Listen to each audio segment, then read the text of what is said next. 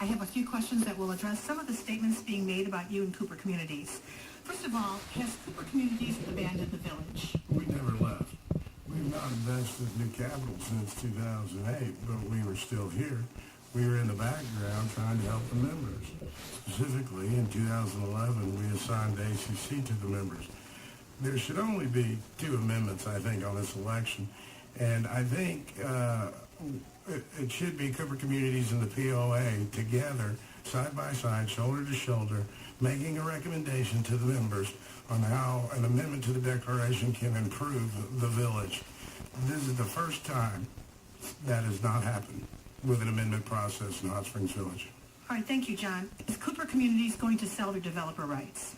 We were trying to sell our developer rights, and to be clear, we were trying to sell all of our interest in Hot Springs Village to the Property Owners Association, and that negotiation took some time, and that's part of the reason why we didn't invest new capital in the village. But that fell through, and we have not talked to anybody else, nor do we have plans to talk to anybody else about selling all of our declarant rights and assets to one individual or entity. We might sell parcels within the village, but if you think about it, we have to bring that parcel under the declaration, because if we don't, they're not going to be able to get through the front gates. They've got to be in the declaration to be able to use the roads. All right, and finally, the last question I have for you is, why did you file a lawsuit against the association? Because we feel there's information the association is not sharing with the members that the members are entitled to see.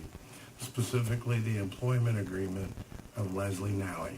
All of our other communities, general managers, COOs, whatever the title, they all publish that information. And it's important. The incentive Leslie Nally has under her agreement is hidden.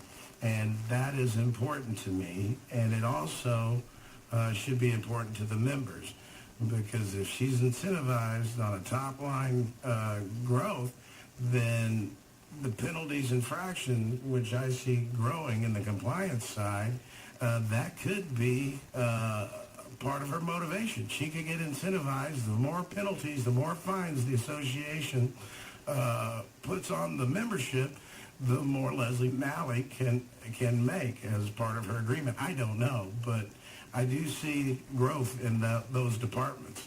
Yes, I was talking to one of the people that's working in the compliance department, and they told me now we're not allowed to even have a table outside in front of our house.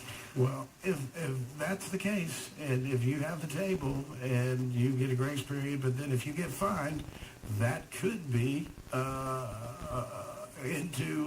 taken into consideration of Leslie Nally's incentive compensation. So this is why it's really important that we do know her salary. We're paying her. Yeah, one, we're paying her, but how she's incentivized, I think, if the case in these previous examples, that is where the corporation interests are being placed above the member interest. One of the things that she said was she did not want to give you access to the records because she did not want you to have the personal information of the residents. Well, I don't want the personal information of the residents. We did have a group of our accountants go down and look, and they provided all the addresses of all the members and boxes. Now, we couldn't copy them, we couldn't take pictures of them, but we could have memorized a few of them. We could have wrote a few of them down. And I guess we could have mailed those individuals, but that doesn't make sense. We're not interested in the personal information. We just want to have the ability to contact them. That's it. And an email address and a physical address does not constitute personal information. Thank you. Thank you, John. Thanks for being with us today. You bet. Thanks for having me in. My guest today has been John Cooper III. This is Pamela Ray for KVRE.